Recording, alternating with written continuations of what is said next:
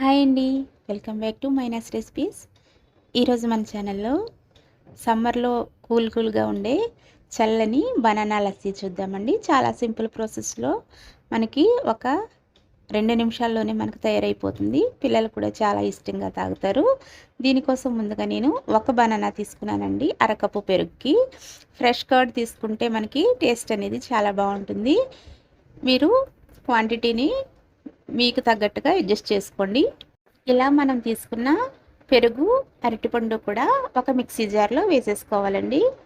మనం 1 కప్పు పెరుగు తీసుకుంటే 2 అరటిపళ్ళు తీసుకుంటే మనకి క్వాంటిటీ అనేది కరెక్ట్గా సరిపోతుంది. ఫ్రెష్ కర్డ్ అలాగే తియ్యగా ఉంటే చాలా బాగుంటుందండి. పుల్లని పెరుగు అయితే లస్సీకి బాగుండదు. ఇందులోనే నేను కొద్దిగా బాదం వేసానండి.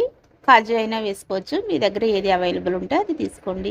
ఇవి పాలండి. నేను కాసేపు డీప్ ఫ్రిడ్జ్లో పెట్టి ఫ్రోజన్ మిల్క్ వేస్తున్నాను. కొద్దిగా క్రీమీగా వస్తుంది టెక్స్చర్ అనేది. ఇలా వేసుకోవడం వల్ల చాలా బాగుంటుందండి, క్రీమీగా లస్సీ అనేది. అరటిపండు స్వీట్గానే ఉంటుంది కాబట్టి కొంచెం షుగర్ అనేది చూసుకుని వేసుకోవాలండి. దీంతో పాటే కొద్దిగా ఇలాచీ పౌడర్ కూడా వేశాను. నేను 1.5 స్పూన్ల షుగర్ వేసి మిక్సీ పట్టానండి. చాలా క్రీమీగా టేస్టీగా మనకి బనానా లస్సీ అనేది తయారైపోయిందండి. చాలా సింపుల్ ప్రాసెస్లో ఈజీగా చల్లగా మనం సమ్మర్ డ్రింక్ అనేది ఎంజాయ్ చేసేయచ్చు. ఈ రెసిపీ మీకు నచ్చితే ప్లీజ్ తప్పకుండా లైక్ చేయండి, షేర్ చేయండి. కొత్తగా మన ఛానల్ని చూసేవారు please visit my channel and other videos. Please subscribe.